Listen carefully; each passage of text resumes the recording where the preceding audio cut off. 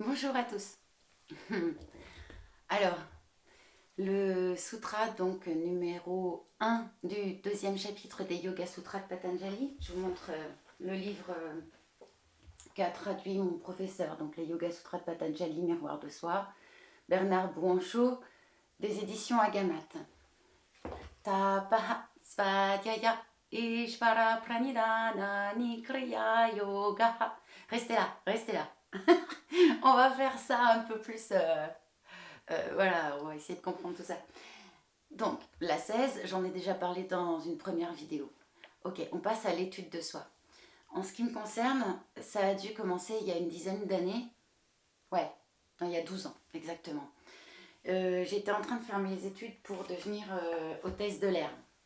Eh oui, après danseuse, j'avais dit, ah tiens, marre du show business, euh, mais quel métier pourrait comme ça me permettre d'aller quand même encore à droite, à gauche, voyager et tout ça. Bon, j'avais pris hôtesse de l'air. Bon, finalement, évidemment non, hein, mais j'ai mon diplôme d'hôtesse de l'air. Pourquoi est-ce que cette étude de soi a commencé là? Parce que notre professeur nous avait donné un exemple qui m'avait marqué, frappé, merci le capitaine et merci Sophie, qui était lorsque l'hôtesse de l'air passe dans les rangs et qu'il y a une dépressurisation de la cabine. Donc voilà, elle est avec son petit chariot. Les masques tombent. Il y a un enfant de 7 ans, là, juste là, un monsieur de 60 ans, juste à côté, mais le masque ne tombe pas devant le petit de 7 ans. Le masque tombe devant le monsieur de 60 ans. Qu'est-ce que doit faire l'hôtesse de l'air? Question.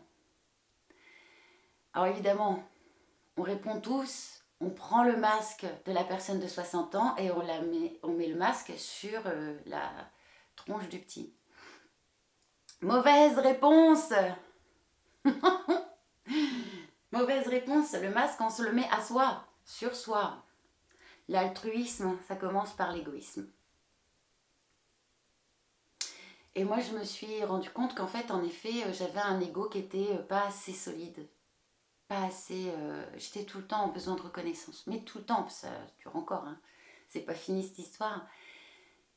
Mais voilà, j'arrivais pas à bien m'occuper de mon grain de sable, comme dit Franck Lobvé. Lorsque chaque grain de sable s'occupe bien de lui-même, la plage va bien. L'altruisme, ça commence par l'égoïsme. C'est-à-dire que si l'hôtesse de l'air ne met pas le masque sur elle pour aller bien, comment elle fait une fois qu'elle est rétamée dans l'allée pour s'occuper de tous les autres et surtout aller voir si le commandant va bien? C'est vrai. Et puis j'ai commencé à m'engager donc dans une formation de professeur de yoga. J'étais partie pour 7 années d'études. Et là, première leçon du professeur, le yoga c'est pour calmer les fluctuations du mental.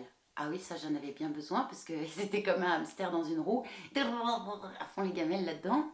Je me posais pas mal de questions, même bon, beaucoup. Et puis alors il continue comme ça. Il dit alors le principe de conscience s'établit en sa vraie nature. Bon, alors là, c'est ce qu'on va voir dans la troisième partie de ce sutra. C'est Ishvara Pranidhanani. Donc ça vient après. Sinon, il y a identification aux activités psychiques. Donc en bref, je me prends pour mes pensées. Je me prends pour ces jets d'énergie que je ne sais pas encore,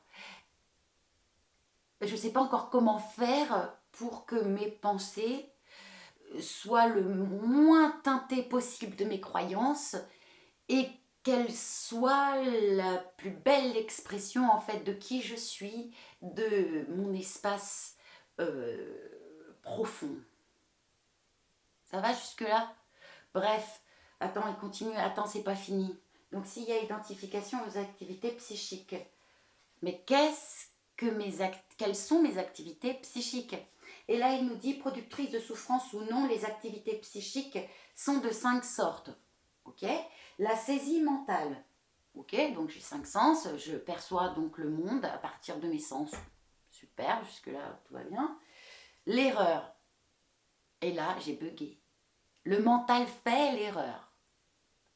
Alors attends, moi j'étais dans je crois à ce que je vois.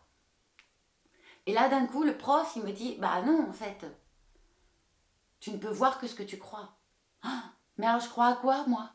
Mais quelles sont mes croyances? Et c'était parti pour l'étude de soi. Et là, quand on parle de bien-être, je ne sais pas qui c'est qui a dit ça, hein, parce que moi, je ne suis pas partie pour des années de bien-être. Je suis partie pour des années de vas-y que je te vois tes ombres, Céline. Tu vas aller voir toutes tes ombres et tu vas mettre de la lumière dessus. Mais c'est loin d'être agréable. C'est Grégory Mutombo qui nous disait ça. Il disait, je ne suis pas là pour le service après-vente, hein, les gars. Mais c'est tellement ça. C'est... Alors, il n'y a rien à développer, hein. Il y a tout à dépouiller. Il y a tout à reconnaître. Il y a tout à accueillir. Il y a tout à finir par accepter aussi. Alors ça, c'est la troisième partie. L'acceptation, c'est la troisième partie. D'abord, tu mets de la lumière. Vishokava, Jyotismati, tu mets de la lumière. Tu te rends le plus lucide possible sur mais de quoi est-ce que j'ai conscience de que dalle, bref. Et qu'est-ce qu'il y a dans mon subconscient et dans mon inconscient? Waouh, pas évident. Mais il y a des solutions. Hein. Ok, le mental aussi, c'est l'imagination, le sommeil profond et la mémoire. Donc le mental fait l'erreur. Bon, ça c'est très important. Ensuite, notre professeur il dit toujours quand vous voulez expliquer les yoga sutras, passez par votre vie. Ben oui, parce que moi je vois bien qu'il y a des grands noms comme des personnes qui m'inspirent énormément, Grégory Mutombo ou Frank Lopez, ils en parlent tellement mieux que moi, tu vois. Moi je vous invite vraiment à aller écouter ces garçons-là, Isabelle Padovani, enfin bon, ils sont tellement inspirants. Moi je vais juste vous parler en fait d'exemples de ma vie. On est au deuxième jour de confinement et moi j'ai juste envie de rester confinée en fait, d'être en regard de ce que je ressens. Et je ressens beaucoup de culpabilité et évidemment de culpabilité d'être dans un endroit si paradisiaque que mon jardin, que j'adore, et puis de me sentir aussi inutile. Et je comprends pas à ce moment-là que juste d'être peut permettre un rayonnement qui soit peut-être juste, enfin, ce qu'il est, quoi. Et en fait, il me vient évidemment une personne qui me demande un soin de la trame sur le thème de la culpabilité, bien entendu. Et puisque donc chaque personne qui vient à moi me parle de moi. Et on travaille là-dessus parce qu'elle sentait une oppression évidemment au niveau de ses poumons. Et bien entendu que son rayonnement, juste les quelques mots qu'elle pouvait exprimer aux personnes vis-à-vis de qui elle se sentait coupable de ne pas être là, de ne pas pouvoir agir, eh bien ça les a tellement apaisés. Et puis me vient aussi cette chose de mais moi je ne veux plus rien attendre, je veux juste laisser faire la vie. Je ne veux plus rien espérer. Évidemment, me vient alors une personne qui me dit Céline, est-ce que tu pourrais me donner une trame? Parce que chaque fois que j'attends, je suis déçue. Et je voudrais juste que la vie m'envoie de la vie, et puis quelle qu'elle soit. Et puis je veux plus rien contrôler parce qu'on ne peut plus rien contrôler en fait. Mais c'est tellement ça, et ça on en reparlera dans la troisième partie. Et puis alors ma petite minette Valentine, qui vient à moi et puis qui me dit mais maman, mes copains, maman, l'école, maman, mes activités extrascolaires, maman, les autres, les autres, les autres, les autres, les autres. Et là j'adore titiller Valentine, parce que c'est un mini-moi, donc je vois bien où est-ce qu'elle peut souffrir, pauvre petite mère. Et je lui dis, mais tu sais, ma chérie, je pense que tu as tout intérêt à être ta meilleure amie. Ta -da, ta, ta. Alors là, évidemment, elle me saute dessus, puis elle me dit, arrête maman, je te déteste et tout. Bon, je vais te taper. Alors, je lui dis, bon, qu'est-ce que tu veux, ma puce? Et elle me dit, tu pourrais me sortir ton jeu là, du mec là, je sais pas quoi, on sait ce qui nous plombe. Elle est géniale. Et en fait, elle parle de ce jeu-là, le jeu de l'alchimiste. Elle l'avait jamais fait, mais elle m'avait entendu en parler, et puis je l'avais fait à sa sœur. Voilà, le jeu de l'alchimiste de Patrick Bernsteinas. édité chez Suneva, je crois, organisation. Non, Guitré Daniel, éditeur. Et donc, ce jeu-là, en effet, nous parle de ce qui nous plombe. Ok. Donc, Patrick Bauerstein part du principe que tout est fusion. D'abord, nous sommes en confusion. C'est le plomb, le métal plomb. Alors, je ne laisse pas à Valentine le loisir de choisir sa carte pour éviter qu'elle mentalise. Je lui présente toutes les cartes cachées. J'ai oublié de vous dire, oui. Valentine, je lui dis, mais qu'est-ce que tu attends des autres? Qu'est-ce que tu attends à ce point-là des autres? Et la petite mère, elle me dit, de la reconnaissance. Non, mais tu le crois, ça? Elle a 10 ans et elle me dit, mais j'attends de la reconnaissance, mais quelle lucidité déjà. Oh, moi, j'ai mis, je sais pas, 47 ans à comprendre ça. Et encore, j'ai pas fini. Bref.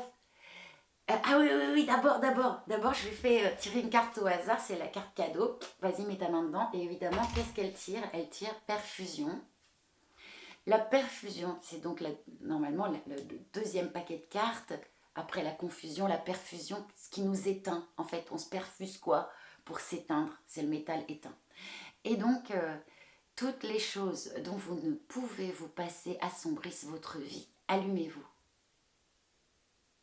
C'est à quoi tu t'accroches. Tu vas être secoué si tu t'accroches. Lâche. Lâche. À quoi tu t'accroches. Et c'était ce dont elle avait besoin, vraiment. Il n'y avait aucun doute. Et du coup, ce à quoi on s'accroche, on va y revenir dans la troisième partie. Laisser ses œuvres plus vastes que nous. Donc, elle regarde le premier paquet, la confusion, et elle tire la carte, la colère. Ok. Sachant que ce qui porte la colère, c'est la peur. C'est Yoda qui l'a dit ça aussi. Hein. Peur précède colère. Alors, deuxième paquet de cartes, la perfusion. Donc, je vous en ai parlé. Qu'est-ce qui nous éteint? Et là, elle sort la dépression. Ça la rend dépressive, petite mère. Ok. Donc, elle tourne en rond dans sa prison. Troisième carte, la fusion. Bah ouais, d'un coup, on se met à faire. On veut faire des choses de façon même frénétique parfois pour éviter de se rencontrer. Éviter d'être en étude de soi, en rencontre avec soi. Qu'est-ce qu'elle fait? Qu'est-ce qu'elle fait? Et je te le donne en mille, elle tire la carte. Amour de soi. Amour de l'autre, pardon, amour de l'autre. Je dis voilà, tu vois ma chérie, c'est vraiment ça. Donc le métal, c'est le fer. Voilà ce que tu fais. Tu es en amour de l'autre. Mais tu es toujours dans ta prison. Tu vois bien que ça va pas. Tu es frénétiquement en amour de l'autre. Et Patrick Bauerstein nous explique de façon si juste qu'à un moment donné, il faut arrêter de faire. Et il faut défaire. C'est la diffusion. Voilà ce qui nous est proposé avec ce confinement. De tout défaire. Pourquoi s'accrocher à l'ancien? On a cette occasion extraordinaire malgré évidemment tout ce qui se passe. Aussi en amont. Mais on l'a tellement voulu aussi ça, de défaire tout ça, de défaire cet ancien. Ça n'avait plus aucun sens, n'est-ce pas? Et donc, petite mère, qu'est-ce qu'elle tire comme carte? De la diffusion, donc Mercure. Mais la mer qui cure, le nettoyage. Intériorité. Elle tire la carte intériorité. Donc je dis, tu vois ma chérie, c'est ça, si tu deviens ta meilleure amie, si tu t'accueilles de partout dans toutes tes parts, si tu rassembles ce qui est éparse, même tout ce qui a l'air d'être des bébés moches à nous, c'est des bébés à nous. Tu les accueilles, tu les... Vas-y, pose-toi, dis-moi ce que tu as à me raconter. Je te berce. Être en rencontre avec soi. Alors après, c'est la carte de l'infusion. Tu vois, la source t'inspire. Alors, quand tu t'es rencontré, la source t'inspire. Je sais plus quelle carte elle a tirée, puis on s'en fiche quelque part. Elle va recevoir voilà, sa teinture, qui sera plus une teinture de peur, beaucoup moins, puisqu'elle va bien voir en fait toutes ces ombres qui ne sont qu'illusions, mais tout est illusion. Et la diffusion. Pardon, j'ai oublié de vous dire, le métal c'est le cuivre pour l'infusion, le métal pour la diffusion c'est l'argent. Je sais plus non plus quelle carte elle a tirée. On s'en fiche, mais j'avais vraiment hâte qu'elle tire la carte de la profusion. Qu'est-ce qui va lui revenir si alors elle vient dans son intériorité et elle a tiré la carte reconnaissance. Voilà. Cette reconnaissance tant cherchée, tant attendue, tant espérée. C'est lorsque tu n'espères plus rien, que tu n'attends plus rien, que tu es en honnêteté avec toi et plein d'humour sur toi aussi. Peut t'accueillir qu'avec honnêteté et humour, que tu finalement récoltes ce que tu as tant pas voulu, mais voilà, enfin bon, je sais pas comment dire, bref. Reconnaissance. Et bien à cet instant, elle a immédiatement cessé d'être en espoir de retrouver les autres. Je lui ai dit, tu sais, tu pourras tellement mieux donner aux autres quand toi t'iras bien avec toi.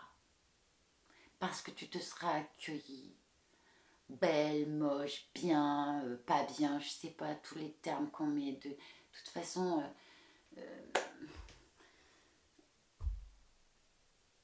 tout est son inverse, c'est égal. Quand c'est l'inverse, c'est pareil.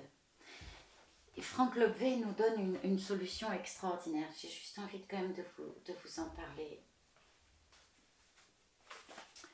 Il nous dit ça. Je m'abandonne à ce qui est, à ce qui se produit.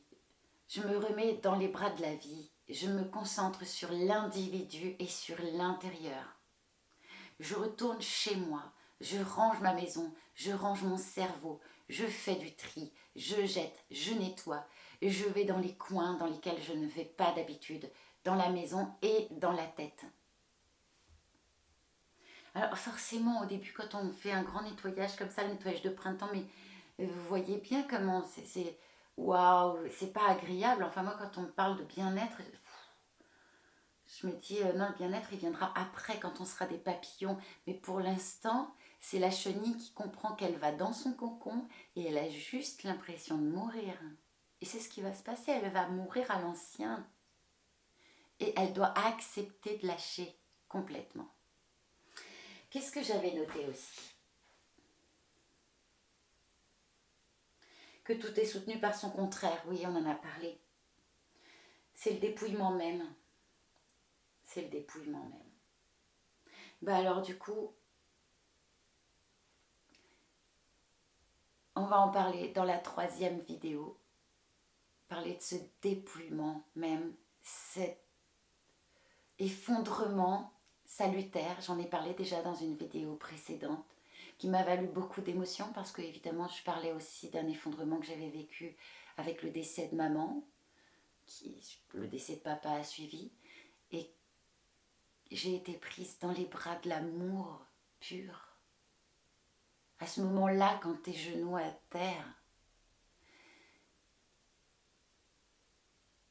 quand tu vois qu'il n'y a plus aucun effort à faire pour être et que tu n'as plus qu'à te jeter dans le vide, une paix profonde s'installe, le souffle même de la grâce. On en parle dans une 3e vidéo. Je vous embrasse. Et vos commentaires sont bienvenus. Parce que là, moi d'habitude, on fait ça avec les élèves, chacun répond, propose des trucs, parle de sa vie. Ouais, mais moi j'ai vécu ça, c'est ça. Ou là, ça me parle pas ton truc. Et là, bah, j'aimerais bien avoir le... Bon, allez, je vous fais des bisous. Ciao.